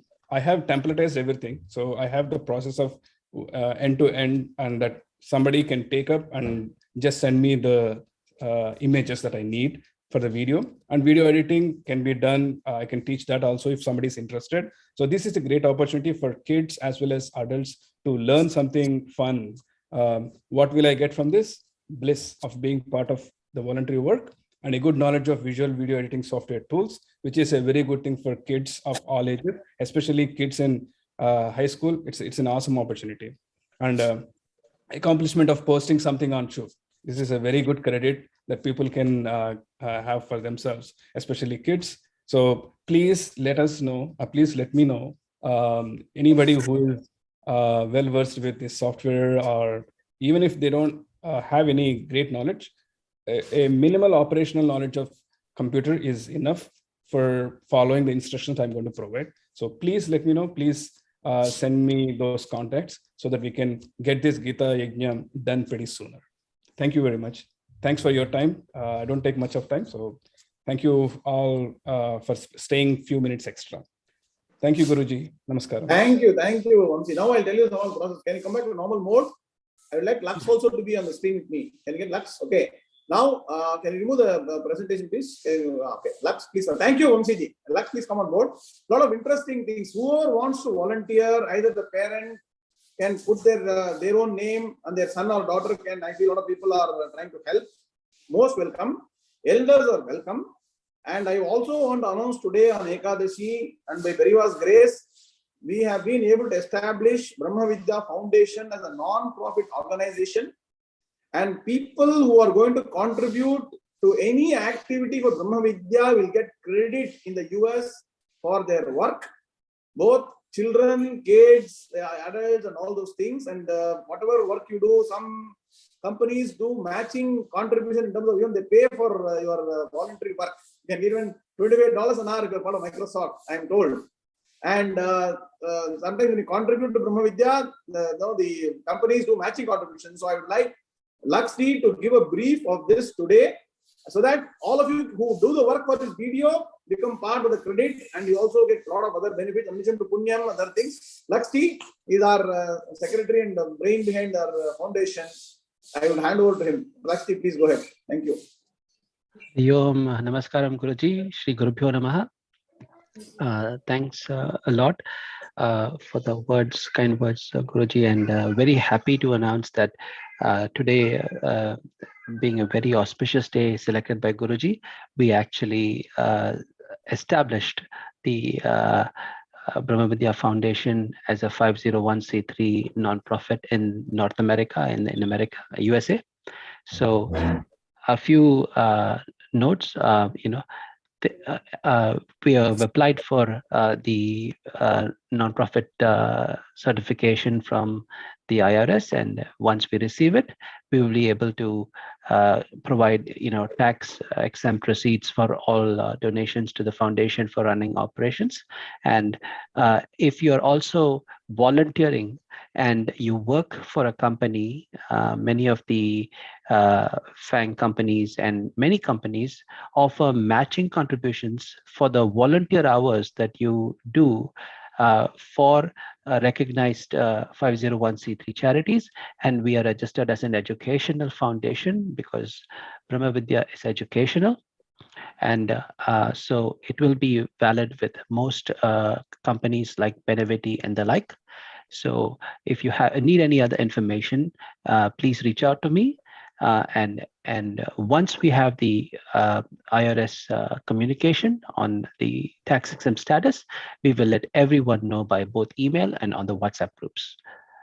Hari Om. Okay, great. Thank you so Couple much. of points. Thanks, Lakshmi. And for some questions that came in the chat box, we also registering an Indian trust tomorrow.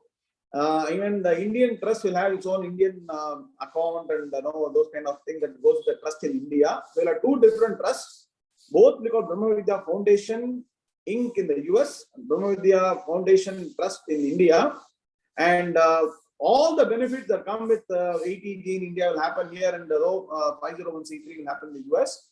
And whoever wants to help us volunteer in any way, please all in this write in the chat box. I am willing to volunteer for video editing. I am willing to volunteer for chanting. I am willing to volunteer for any other help that we have 3,000 plus people in the worldwide. A lot of things are being planned. It's a multi-year, multi-decade program you're going to come out with. So all your suggestions, help, contributions are most welcome. Only goal is Vedanta Jnanam, so that you all get ultimate bliss here and now with the knowledge. So the byline for Brahmavidya is timeless wisdom for eternal happiness. That is the goal. Free of cost, we'll do. Contributions are welcome. But anybody who wants to be part of this volunteering work, please send a message in chat box. Please do one thing. Please send your name, your mobile number, WhatsApp enabled, and your email ID. That's the only way I can contact. If you say I am so and so, no way we can contact you. Please write your name, your email ID.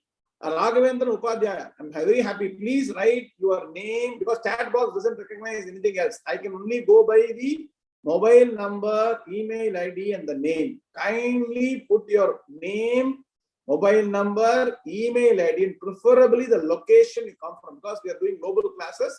People are coming from Australia, New Zealand, up to California, so we can contact you at the right time. I don't want people to ring you when you're sleeping. Okay, so please send these 3-4 details. What name? Please put your mobile number, WhatsApp enabled mobile number, email ID, and your location, the city and country. And with Periva's grace, we are also launching a website for Brahmavidya shortly, next week or so. All this personally with Periva's blessings. Detail of page, we don't do anything without Acharya's grace and Anugraham. All blessed 100% by our Acharyas. So we'll do all this only for Lokakshyamartha. Please understand, we are here only to serve all of you, that you get the benefit, you get Atmajnanam in this life here and now. All the knowledge that you have got from our great Acharyas. And our plan also is to build a set of teachers as we go forward. A lot of teachers should emerge from this and teach Bhagavad Gita, Vedanta world over, especially some Stri Matas. I sent a message sometime back. There are certain organizations within our Mat and other places where we are training only the Kanyas and Kumaris who can be taught only by Stri Matas. There, Purusha are not allowed. So we also need people well versed in Gita, learning, meaning, chanting, to go and teach to Kanyas and Kumaris and Stri Matas. So that is also required. So all of you, you're on a great journey. Please understand, this is the most important thing of life. You may be doing many things. They're all important, no doubt. But this is the most important, which will give ultimately happiness, bliss, satisfaction, and never going back to sorrow again. Sorrow will disappear from your dictionary. Failure will disappear from your dictionary. Only success, happiness. And that is what you will achieve by being part of Brahmavidya. With this, our prayers for Acharyas and Krishna Paramatma, we can take a couple of questions if there are any questions. If there is, please write your name. Please write your name, your mobile number, WhatsApp and mobile number, email ID, and location. I am seeing a lot of messages without that. Please, I am repeating again and again. Please send your name. Very good. I'm seeing a lot of very good. Sukanya, very nice. Aishwarya, very good. Aishwarya, very good. Excellent. We want all the youngsters to come and contribute. Shreyo bhuyat sakala jananam. Everybody should be happy by helping each other. Very good. Pavitra madam, please go ahead. Suprabhatam. Where are you staying? You please tell me first. Unmute. US Guruji. Where are you? New Jersey. Oh, very close to our Lakshdeep. Very good. Go ahead. First of all, thank you so much. I have to really thank Sundar Mama for bringing me into this group. Okay. I'm enjoying completely. So thank you. Okay. So my question is, again, sorry if it is something that irrelevant or, might be super basic. No, nothing is irrelevant. Let me tell you. No question is a foolish question and no question is irrelevant. People who don't ask questions only are in problems. I welcome all questions. Serious is also okay. Please go ahead. Okay. So the question is that you spoke about consciousness, pure consciousness, and consciousness is the I. So what is subconsciousness? Is this the same or is it different? How, I just wanted to, they equally use that word. So. Okay. So the problem with the English language, you'll have to know, analyze the class of language skills for understanding this. English uses the word consciousness for even cognitive skills. See, that is why we struggle hard to explain Vedanta in English by using the word pure consciousness, right? The pure consciousness is an enabler.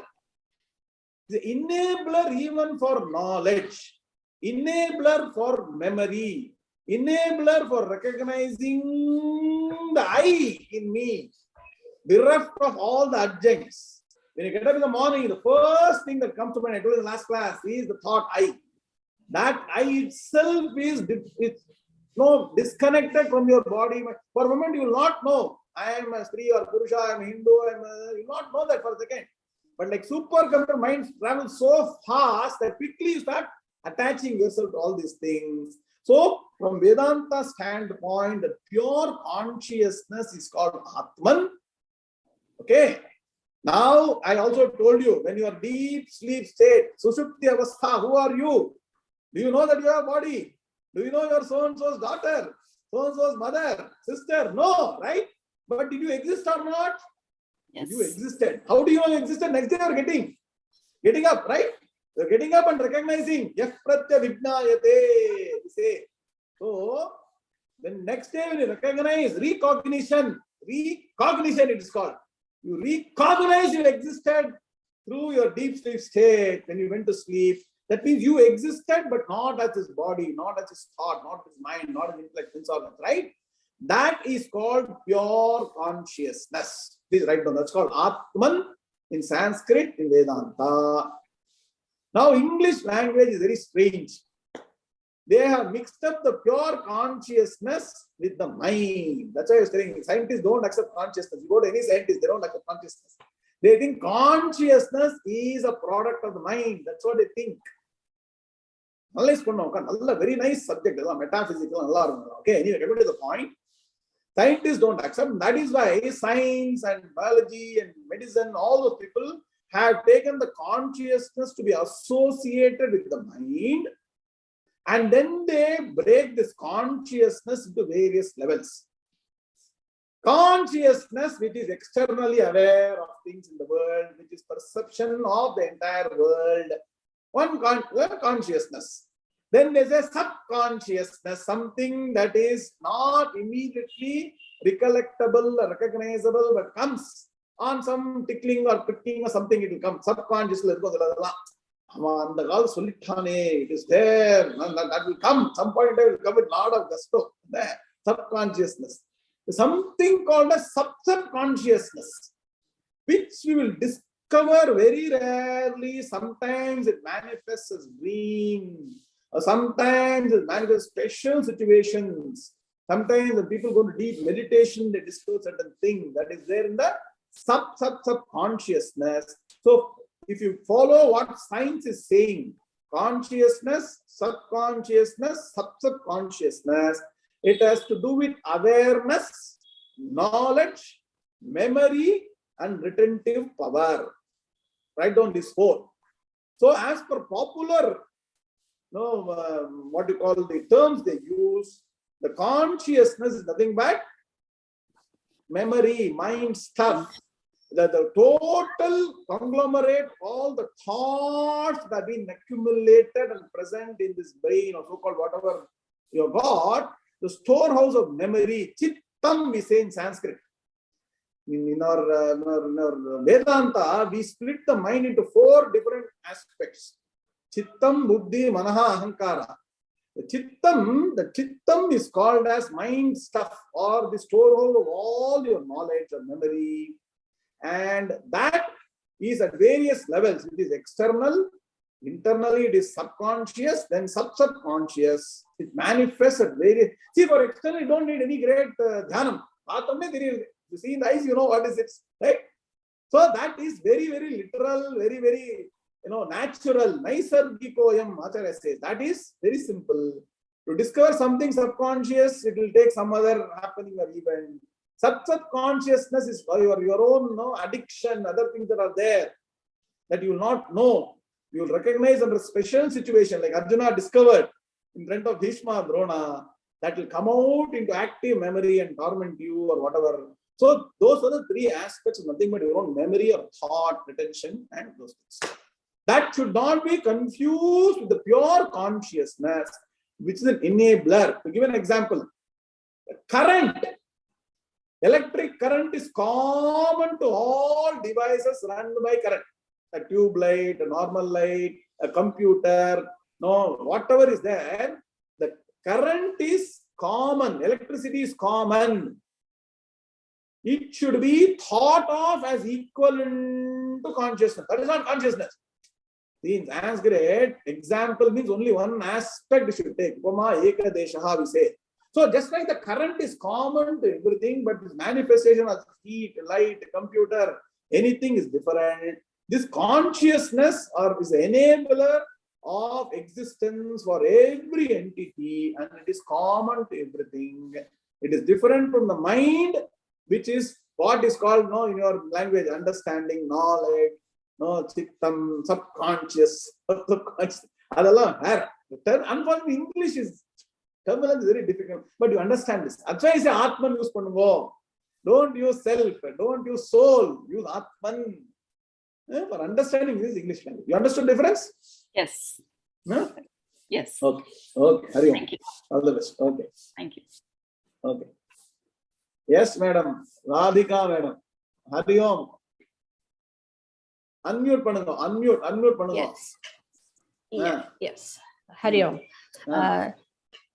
எனக்கு வந்து என்ன சந்தேகம்னாக்கா நம்ம we talk about Parabrahma as consciousness. Today we have been using this word consciousness throughout the class. And Chaitanyam is another term that we have been using.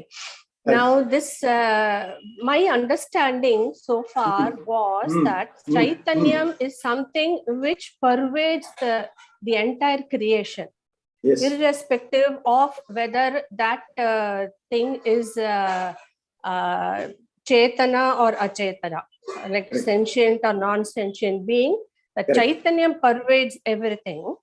And the reason why we call something is Chetana or something is Jada is because of the limitations of its upadhi to express, to feel, to react, to respond, to interact. That was my understanding. But today I thought in our class, I understood, please correct me if I'm wrong, that something is Jada if that Chaitanya goes away. That is where now I got a bit confused.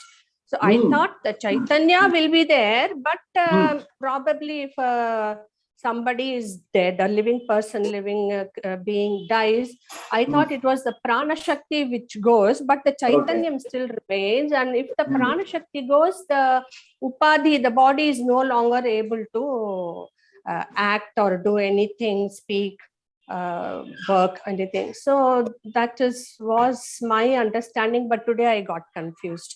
So can you correct my understanding? That is one. And I have another question also after probably you have clarified on this point.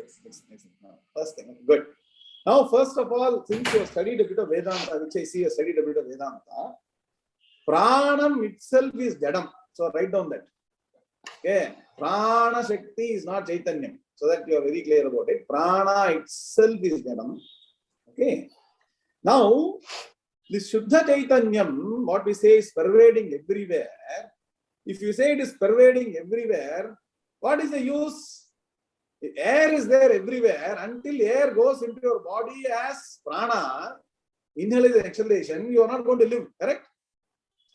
Similarly, yes, pure consciousness, Atman, Brahman is everywhere. Sarva Vyapi, all that will come. When I study Gita, all that is going to come. But how do you recognize that? If I say it is everywhere, how do you recognize? So the method of teaching says that first you teach the Atma Tattvam as being present in a conscious entity which is different from Jada. First point. Now, if Atman or consciousness is everywhere, how come it is not there in this Because this doesn't react when I break, right? If somebody comes and breaks your hand, will you react or not? That means something is there within you which is not there in this pen. And that consciousness which is inside your body is called as reflected consciousness. The consciousness present everywhere around is ashabdam, asparsham, arupam, abhyayam. It has no connection with action. But you are able to do action because of some consciousness present in you, which is reflected by your mind, and it is spread all over internal body. Point one. Please note down all these things. Second point, this Atman or Brahman has got three aspects for your understanding. Once again, it is not the way you should really literally take it. One is called the Sat principle, called existence principle. Second is called the Chit principle, called the consciousness principle. The third is called the Anandam principle, called bliss, absolute bliss. So it is not that there are three different things. It is called Swarupa Lakshanam for once again understanding. You go to postdoctoral Vedanta, I'll explain differently. For a beginner, Vedanta is told differently. So three aspects of Brahma Tattvam or Atma Tattvam is called Swarupa Lakshanam, is called Sat, Chit, Anandam. So when you say the Atma Tattvam exists in this particular pencil or any Jadavastu, the Sat aspect, existence aspect of Brahman is there everywhere and also part of this pen. Without that, the pen also cannot exist. Purinjida? Without the Sat is the existence is not the nature of the pen. Existence is borrowed from Brahman. So the existence principle, which is actually Atman, is present in the pen, and so the pen exists, a pencil exists. So in a plant, which reacts to light and other things, the Brahman or Atma Tattvam manifests as Sat and Chit, consciousness principle and existence principle. And so you recognize two aspects, only one entity, but for understanding getting all these things. Okay, that is manifested in a plant. When you come to a human being and then higher beings, the same Brahman manifests as Sat, Chit and Anandam. So the Anandam also is not from your own body, your son, daughter, your gulab jamun, everything. Anandam, the source is only Brahman or Atman. Satchidananda Swarupam, the source of everything, existence, consciousness, and bliss. So when you study Vedanta in detail, understand, and more clarity you will get. The first way to introduce the Atman is to say that the consciousness is present within you as reflected consciousness. So that you start cognizing this consciousness, and that is why you start the first day lesson, LKG lesson, you started. Have you understood, Radhika madam? So you are saying that the Chaitanya, which you said leaves the body, then probably you are referring to the reflected consciousness which leaves the body. It's not the Shuddha. That is present, not the Shuddha body, Chaitanya. That is the present in the body. Correct. Okay, so this is how you're introducing for a beginner, but probably when one advances in Vedanta, then probably you would say that Chaitanya exists even in a rock, mountain, any Jada. No, don't say Chaitanya, say Brahman or Atman. Brahman or Atman exists. Shuddha Chaitanya. You can say Chaitanya is Atman or Brahman, but it's up to your understanding. And when you advance in Vedanta, nothing exists. Rock doesn't exist, world doesn't exist. Yeah. So be careful when entering Vedanta, okay? So when you come to that state, nothing exists. Only Brahman exists, okay? So you have to wait and study systematically to understand. Then only you will understand matter doesn't exist. So can you please again summarize this for me? You have to please attend the class again. At least attend Gita course completely. You will understand everything in detail. You cannot tell in 2 minutes what will take 20 years to learn. Attend the class regularly. Attend it live. Note down your questions. Slowly we'll answer those questions. You cannot teach Vedanta or Atma Jnana in just 20 minutes. It takes 20 years to understand. So follow systematically, understand it. Don't do aravara knowledge. Go systematically and understand it. Okay. What is the second question? We say Atman and we say Brahma. Atma and Brahma. So sometimes they are used interchangeably, and I find that sometimes in talks by spiritual leaders, Atma refers to the individual jiva and Brahma to the pure consciousness. So they are also used interchangeably, is it? Okay, very good. Or is it very strictly to be used in this sense only, as jiva and so please write down. I don't know whether you can write. It looks like you got some problem with the eye. You're not able to write. Please write down. Please write down. Keep on repeating every day. Brahma satyam jagan mithya jivo brahmaiva naparaha. What is the meaning? There's only one truth, which is called Brahman. That is only satyam. Jagan mithya. Anything else is mithya, means doesn't have actual existence. Jivaha, the jiva, what do you think your eye, this Atman, so-called Jivatma, Brahmaeva naparaha. It is the Brahman itself and not anything else. You have to study Vedanta for decades to understand. So, while in some places for understand, see, the method of teaching is there. Method of teaching, somewhere we say that Jivatma is there, this is all there. Then Param Brahman is there, that is aspect of Param Brahman. And that is why I told in the Gita, I don't know whether you attended previous Gita class or not. The Bhagavad Gita, 18 chapters is categorized into 6 chapters each. And it reflects Tattvamasi Mahavakyam, Tvam Tadasi. First 6 chapters reflects Tvam Padartham, which is your nature. Second 6 chapters represents Tat Padartham, that is Brahma Tattvam. Asi, the last 6 chapters represent the unification, the unity of Tattva and Tam. That is Tattvamasi will get realized if you are studying Gita properly. So I suggest that you sit down and go systematically. Don't hear bad list from somewhere here and get confused. Follow the Gita course properly, we get the knowledge. Is that okay? Okay, sorry. My guru is also Swami Omkarananda and Swami Paramarthananda only. I don't hear from any others. Fine. Then you should appreciate. And Dayananda Saraswati Swamiji and no. Please follow the lessons properly, and you will get more clarity as you go forward. Thank you. Hari Om. Anybody else? Hari Om.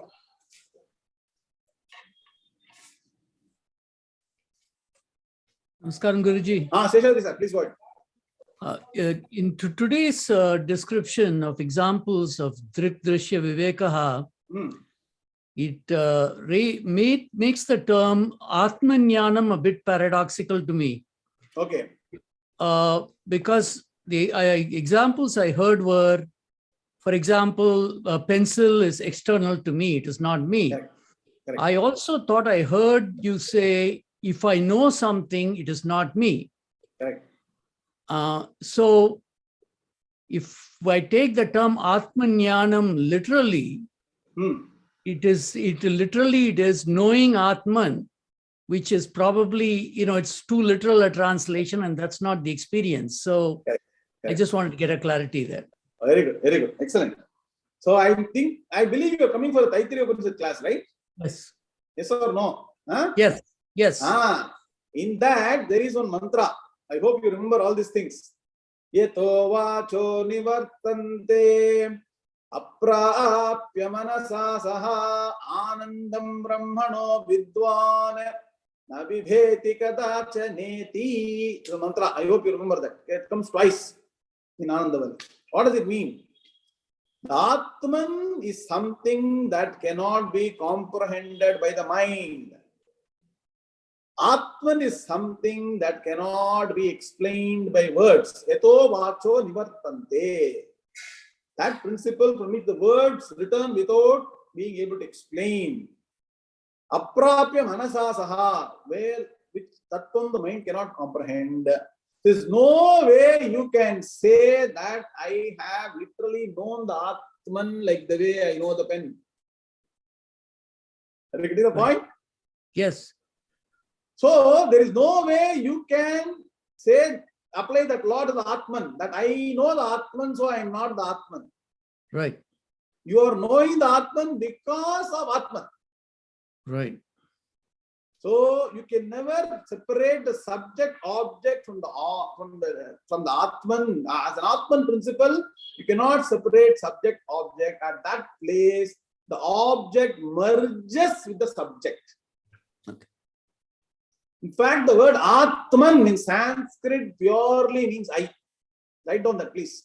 Yeah. Atma, Atma, Atmano, Atmanaha, Nakaranta Pullinga. Atma means I. How have you understood this I? How I understand? You understand his body, this I and this organs, intellect, all those things. When you start understanding systematically, you will understand that this I is nothing but my pure nature, is pure consciousness, is different from all these entities. And beyond that, you cannot go something beyond and say something is recognizing the Atman. I am knowing the Atman is something else. No. That's called infinite regress. You getting my point? Then you have to find something else to recognize that particular recognizer. It go on and on. So it stops at the consciousness, which is the enabler for all knowledge. And so that principle is something that is your own and it cannot be known separately as different from you. You have to know it as your own true nature. And so it can never become an object. And so you can never ever dissociate the Atman from you. Got the answer? Yes. So Jnanam means something different here. When you say Atman. The Atma Jnanam is a process which finally sparks something that is unexplainable in you, which recognizes your true nature, to be literally correct. Got it? But the method of knowing is by the same knowledge that studies mathematics, physics, commerce, economy. The medium of knowledge is the same. Right. But what arises in the mind is different from objective knowledge. That is the beauty of Atmavidya, where you know something, you cannot become that. You know the pencil, you cannot become a pen. But if you know yourself, you know you are that. Right. Difference, right? Yes. So, the huge difference between objective knowledge and subjective knowledge. It is a process we have to go through systematically. Anybody who jumps, suddenly with all half-baked knowledge will always have trouble. You go very systematically because there are a lot of pitfalls on the process. You have to be with the process that teaches the methodology for a long period of time to understand, integrate, finally resulting in transformation of the individual. That is the process. Got it? Yeah. Okay. Can you now restate what you understood now? Because you are the questioner. No, wait, I'm not leaving it. Can you come back? What is the understanding? Yeah, I'm here. Okay. So I will put it very simply. Can you wait. Can you have the okay? I will put it very simply. The way I will put it is that when you use the term Atman Jnanam, this here, the term Jnanam here, this is not like an objectified knowledge of an object, a separate object. Correct. So that's not the literal meaning here, in contrast to whether it's knowledge of the pencil or knowledge of your body, other things, the world and body, everything. Correct. It is subjective knowledge. So you can put it just for want of a word, because the Vedanta is a process of trying to explain the unexplainable. Right. Explain something that cannot be grasped by the words or mind. So we will have to use this term, just like the previous questioner had a lot of unnecessary questions. We use certain terms and methodology to make sure people understand. And so you'll have to know the method of learning, then only you get that. Right. Clear? Yep. Thank you. Anybody else? Quickly, Atmanatana, go ahead. Suprabhatam, Just I have one doubt. You are telling about this consciousness principle. Suppose if our prana is leaving our body, the left out things are our mind and intellect. And because of those existence of our mind and intellect, we are not able to realize our consciousness. Is it like that, Guruji? Okay, good point. Okay. So you need to understand now. Go back, write down. Book pen eduthu you should have pen and paper. You should understand. Idella fundamental Vedanta edukada Gita edukada problem. You should understand that we have got 3 types of sharira. Write down. There are 3 types of sharira in us. One is called the sthula shariram, the physical body. Second is called the sukshma shariram, which is your pancha prana, panchendriya tattvam, manaha, buddhi, ahankara, chittam, and purva prajna, punyam, papam. Go back to recording and note on all these things. The third is called the karana sharira, which is called avidya or adhyasam or ajnanam, which is the cause of all, karanam, cause for existence of the body and punarapijanam. 3 things are there. Only that. So when the body perishes, what happens? The physical body's sthula shariram is what is left behind.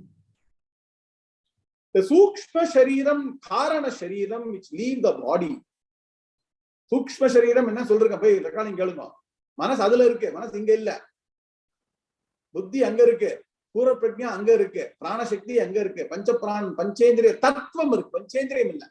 Indriya gola, India, all these the physical entities there. Just because physical entities doesn't mean you can organize. You can have the ear, but you cannot hear. Dumb people get pathirukingla. People are born blind, dumb, deaf, ella irukum. Ana ulla irukkagadhu. Tattvam vanum. Deiva shakti vanum. Okay. So that particular thing leaves the body. Mind irukradilla body illa. So that is what travels. It travels seeking another physical body, another physical body, another physical body, again and again and again, because the karana chariram, which is your ajnanam and avidya, is still there. Unless you use this mind, intellect, all the equipment given, the internal equipment given to you, to understand the root cause of problem, this karana shariram, and erase the karana shariram, this cycle will continue forever. Anadi avidya vasanaya, we say in Vedanta. So they will continue forever. So can you rephrase now? What do you understand? You tell me. Otherwise, we erase all our contents of the karna shariram. Stula shariram, sukshma shariram, karana shariram. Stula shariram is the present state which with the physical body, and sukshma shariram is minus this physical body and other things, mind, intellect, and karna shariram is accumulation of all our avidya. Okay. Now what travels from the body?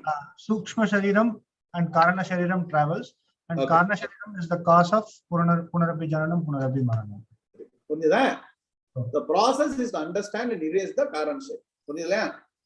Very good. Doubt bocha, doubt clear hai? Doubt clear hai? Clear hai. Okay. Excellent. Are we done again? Okay. Ram Guruji, yes, we are done. KNG's laptop, I think something happened to it, so he's not on. We will, no more questions, we'll stop it. Okay. Om Purnamadah Purnamidam Purnat Purnamudachyate Purnasya Purnamadaya Purnameva Vashishyate. Om Shanti Shanti Shanti. Hari Om Shri Gurubhyo Namaha. Hari Om Tatsat. Krishna Krishna Krishna Krishna Krishna Krishna Krishna Krishna Krishna Krishna Krishna Shubhamastu Samasta Sanmangalani Bhavantu. Once again, any volunteers, please come on board. This is a method we need to use to teach, so we need a lot of help. And you have to be patient and go systematically, and then you will understand this very easily. Okay, clear?